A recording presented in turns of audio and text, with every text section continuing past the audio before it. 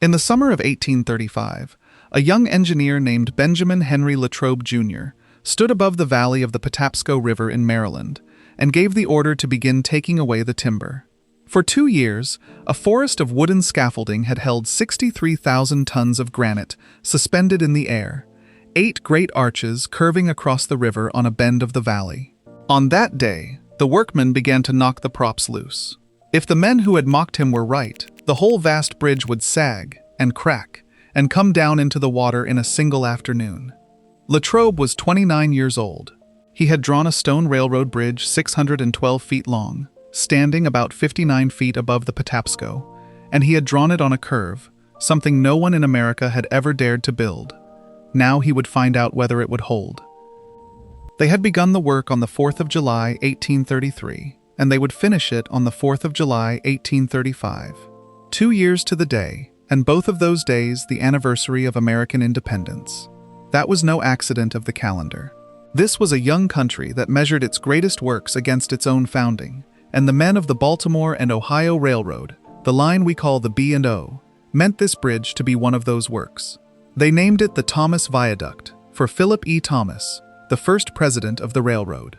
And in the Republic's 250th year, it is still standing near the little town of Relay, still carrying trains. A bridge begun and finished on the 4th of July, and never yet defeated by time or by the river beneath it. To understand why a stone bridge would be tied so deliberately to the 4th of July, you have to go back to the beginning of the railroad itself.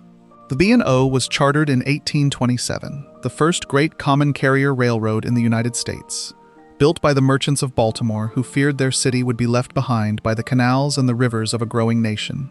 On the 4th of July, 1828, the dignitaries and the old men gathered to lay the first stone of the line. The man they chose to lay it was Charles Carroll of Carrollton, then past 90 years of age and the last living man who had signed the Declaration of Independence. He is said to have called it among the most important acts of his life, second only to signing for independence itself. This is the same railroad whose first small stone bridge, the Carrollton Viaduct, we have visited before on this channel. The road was born on Independence Day, from the hand of a signer. That first stone began a line that would push west toward the Ohio River, but the railroad also reached south. By the early 1830s, it was building a branch toward the city of Washington, the seat of the young federal government. And to get there, the tracks had to cross the valley of the Patapsco, a little southwest of Baltimore. The Patapsco is not a wide river, but its valley is deep and broad, and the ground on the far side did not lie straight ahead. The route had to swing, to bend away toward the south and the west, at the very place where it crossed the water. A railroad cannot climb or drop or turn the way a wagon road can. It needs a gentle grade and a gentle curve. And so the engineers faced a hard fact. They would have to carry the tracks across the river and around a bend at the same time, high in the air, on stone. Think about what that meant in 1833. A stone arch bridge that runs in a straight line is an old and understood thing. The Romans built them. The builders of the Old World had raised stone aqueducts and bridges for 2,000 years, and the mathematics of a straight arch were well understood. But a bridge that curves is a different animal. On a curve, the outer edge of the bridge must travel a longer path than the inner edge. Every arch, every pier, every course of stone has to be shaped to a fan, wider on the outside of the bend than on the inside. The thrust of the arches no longer runs in a simple straight line. It presses outward, along the curve, in ways that were far harder to reckon with pencil and paper. No one in the United States had ever built a stone railroad bridge of many spans upon a curve. Latrobe would be the first to try. The man given that task carried a famous name. Benjamin Henry Latrobe, Jr. was born in 1806, the son of Benjamin Henry Latrobe the Elder. And the elder Latrobe was no ordinary father. He is remembered as one of the first professional architects in America, the man who did more than any other to shape the United States Capitol in Washington. He worked on the Capitol before the British burned it in the War of 1812, and he labored to rebuild it after. He gave the country the columns and the chambers we still walk past today. He designed the great Baltimore Cathedral, the first of its kind in the nation. So the young man who now bent over his drawings of a curved stone bridge was the child of the man who had helped to raise the Capitol itself. The father did not live to see this bridge. He had died in 1820 of yellow fever, far away in New Orleans, when his son was still a boy. What the son drew was a masterwork of careful reckoning. The Thomas Viaduct would carry the tracks on 8 arches, 8 spans of stone marching across the floor of the valley. The arches were not the tall half-circles of a Roman aqueduct. They were low and flattened, struck from 3 centers rather than 1, a shape the old builders called a basket handle, because it curves like the handle of a basket. That flatter shape let the railroad cross the valley without climbing a great hump in the middle. The whole bridge would run 612 feet from end to end and stand about 59 feet above the surface of the Patapsco. It would be laid on a curve of about 4 degrees. And it would be built of granite, hard gray granite, cut into blocks and set one upon another, some 63,000 tons of it in all. When it was done, it would be the largest railroad bridge in the whole of the United States. Drawing a bridge is one thing. Building it is another, and the building fell to a contractor named John McCartney. McCartney was a stonemason and a builder who had already earned his place on this very railroad. A few years earlier, he had built the nearby Patterson Viaduct, another stone crossing of the Patapsco, and he had built it well. That success was his credential. When the B&O needed a man to raise a far greater bridge, a curved bridge, the largest in the country, they turned to the man who had already proven he could set heavy stone across this difficult river. McCartney took the contract. He would bring the crews, the tools, the derricks, and the hard daily labor of quarrying and cutting and hoisting and setting. Latrobe held the pencil, McCartney held the trowel and the iron bar. Between the two of them, the young engineer and the seasoned builder, the thing would either rise or it would not. And a great many people were certain that it would not. As the piers rose out of the valley and the wooden falsework began to take the shape of the arches, the doubters found their voice. A curved stone bridge of 63,000 tons, they said, could never stand. The moment the timber was taken away, the granite would crush itself. The whole enormous mass would twist along its curve and fall into the river. They gave it a name meant to sting. They called it Latrobe's Folly. It is one of the oldest insults in the book, the folly, the great foolish project of a proud man who does not know his own limits. They had called other grand works follies before, and they would again. For 2 years, while the crews cut and set stone through the heat and the cold, the young engineer carried that word on his back, Latrobe's Folly, the bridge that everyone knew would fall. Before we climb up onto that scaffolding and learn whether the folly stood or fell, let me ask one thing of you. If you value the forgotten men who built this country in stone and in iron, the engineers and the masons whose names have slipped out of the school books, then this is your channel, and you belong here. Subscribe to Global Old History and stay with the story, because the best of it is still ahead. The work went on entirely by the strength of men and animals. There were no machines as we know them now. No diesel cranes, no power tools, no steel. Every block of granite had to be quarried out of the earth, split along its grain with hand drills and iron wedges, and dressed square with hammer and chisel by masons who had learned the trade over many years. Teams of oxen and horses dragged the stone to the valley. Wooden derricks and hand-powered hoists lifted each block into its place on the rising piers. Men stood on timber staging in the wind and set the stones by eye and by plumb line, bedding them in mortar, checking every course against the curve. It was slow, deliberate, dangerous labor, carried on through 2 full turns of the seasons, through the summer heat that hangs heavy in a river valley and the winter cold that freezes mortar and stiffens a man's hands. Stone by stone, the bridge climbed out of the Patapsco, and always there was the curve to contend with. On a straight bridge, every pier is a twin of the last, and every arch stone the same as its brother. Not here. Because the tracks bent through about 4 degrees across the crossing, the piers had to be set on radiating lines, like the spokes of a great wheel whose center lay far off to the side of the bridge.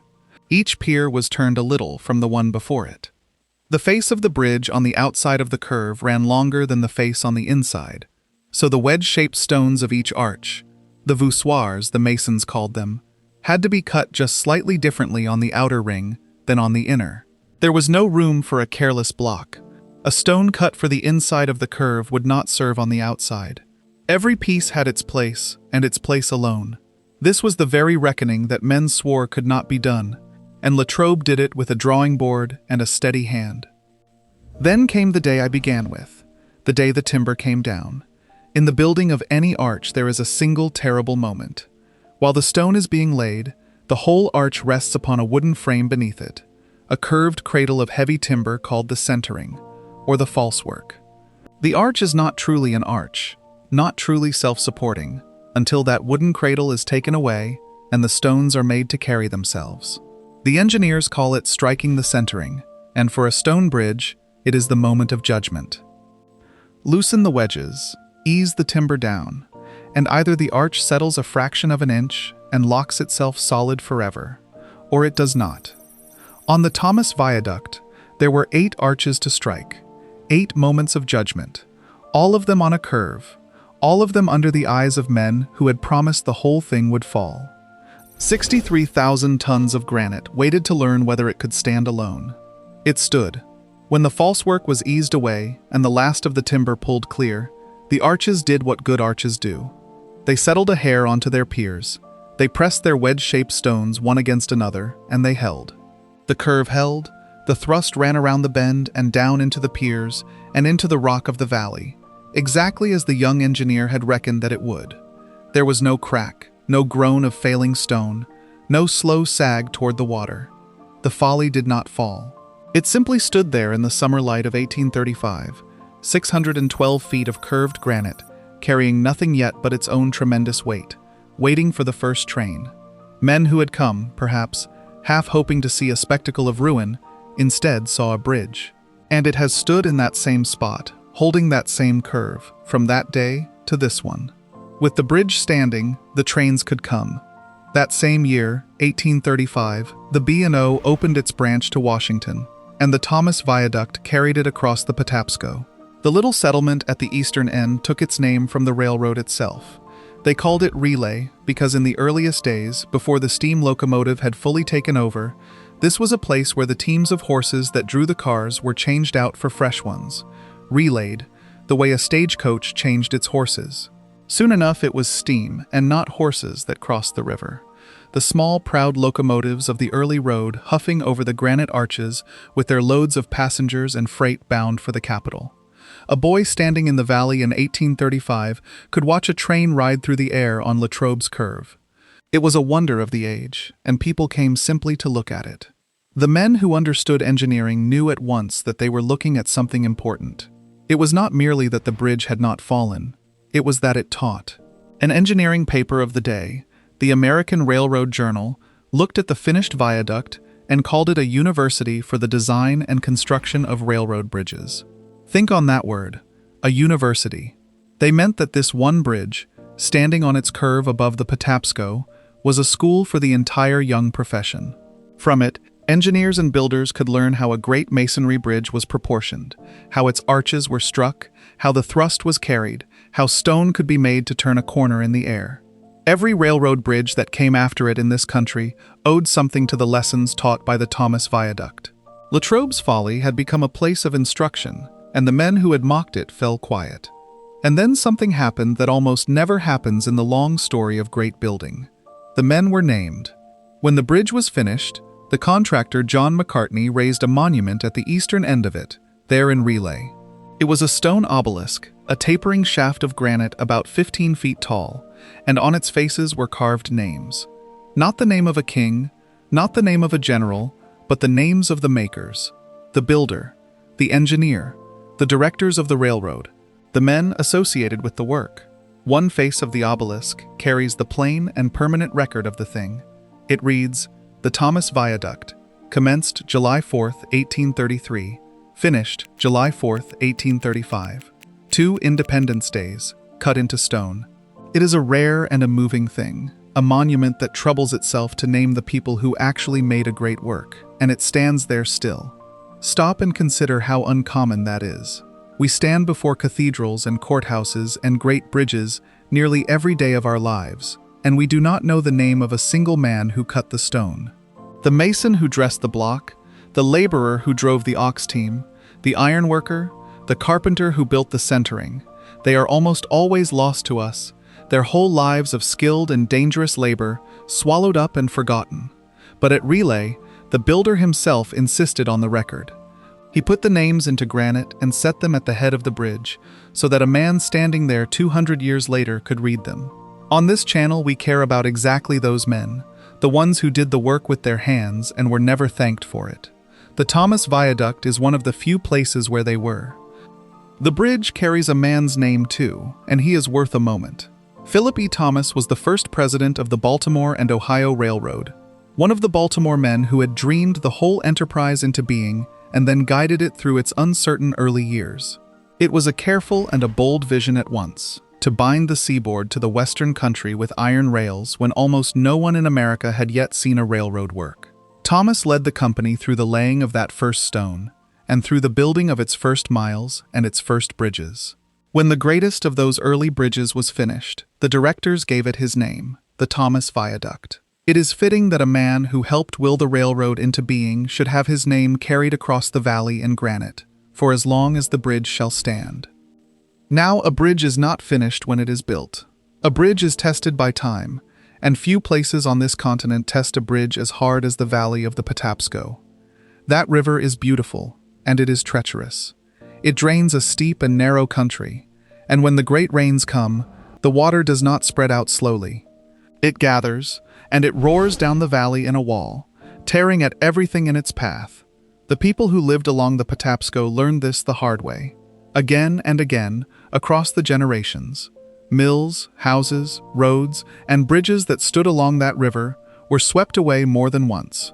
And through all of it, through flood after flood that unmade the works of men around it, the old stone viaduct at Relay simply stood, and let the water pass beneath its arches. The first great test came in the summer of 1868. A tremendous flood roared down the Patapsco Valley and fell upon the town of Ellicott's Mills upstream, the old milling town that we would later come to call Ellicott City. The water rose with terrible speed. It destroyed buildings, it drowned people, it wrecked bridges, and carried the wreckage downstream. It was one of the worst disasters the valley had ever seen, remembered in that country for generations afterward. The flood of 1868 tore through everything the river could reach, and when the water came down to Relay and struck the Thomas Viaduct, the bridge held. The granite arches that men had called a folly 33 years before stood square against the flood, while newer and lighter works were smashed to pieces. Latrobe's reckoning and McCartney's stonework had built something the river could not move. Time did ask things of the bridge, of course, and men answered. The locomotives of the 1830s were small, light machines. The trains that would cross the viaduct 100 years later were vastly heavier, longer, and more powerful than anything Latrobe could have pictured. In the 1930s, the bridge received major renovations, work to strengthen and preserve the old structure so that it could go on carrying loads its builders never dreamed of. This is one of the quiet truths of great old works.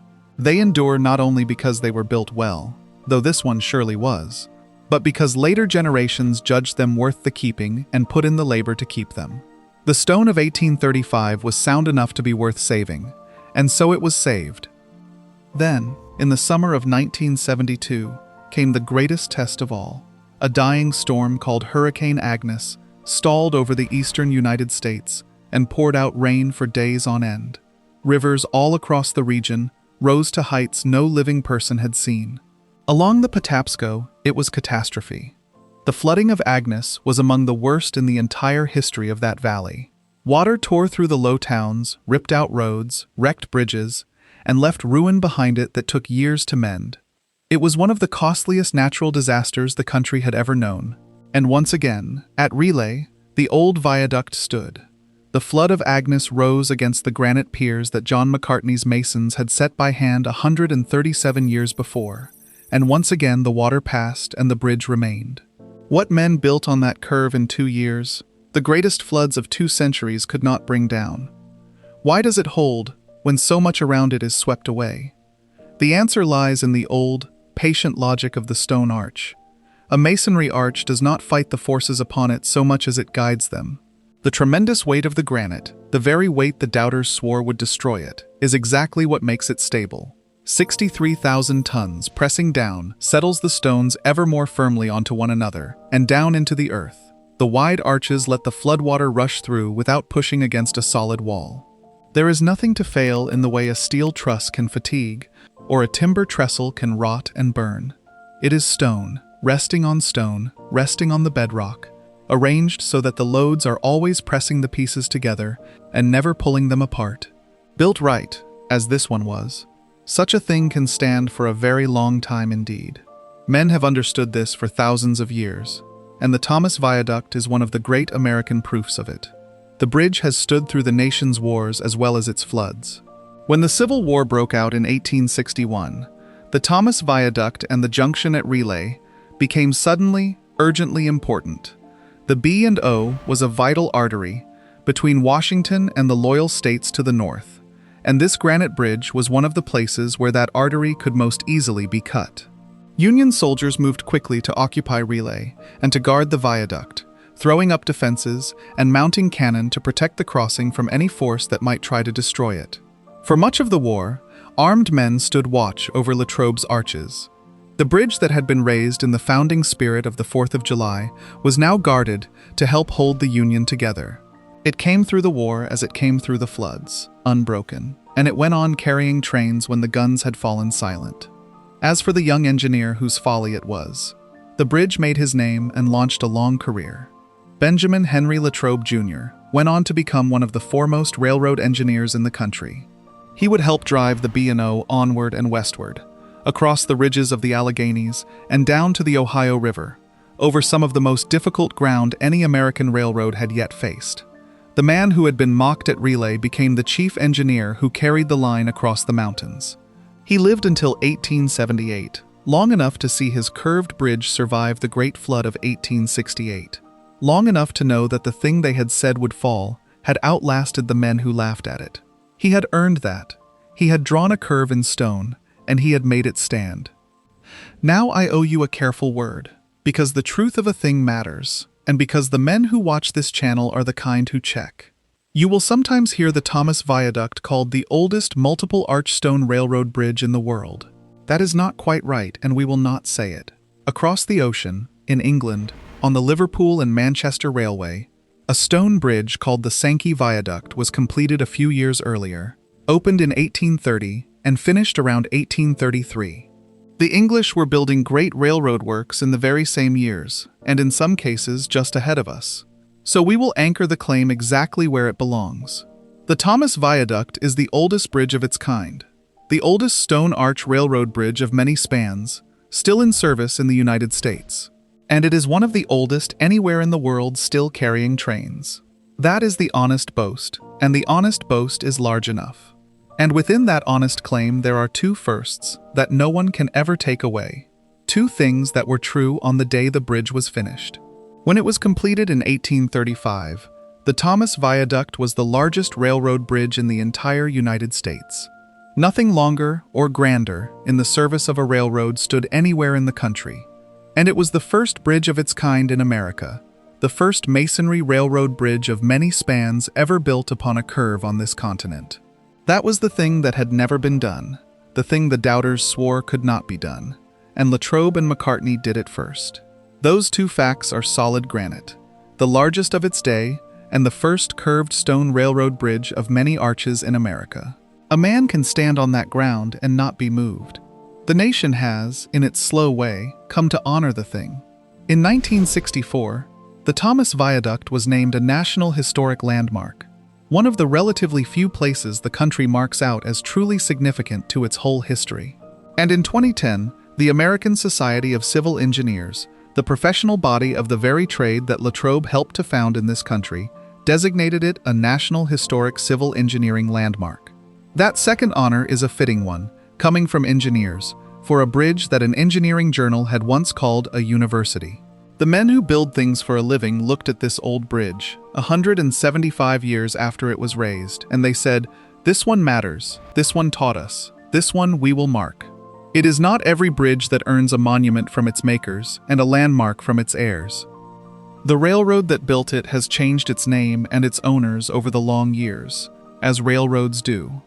The Baltimore and Ohio, the proud old B&O, the first of them all, was in time absorbed into a larger company. In 1986, the railroad we call CSX acquired the B&O and the tracks that Philip E. Thomas and Benjamin Latrobe had laid out passed into new hands.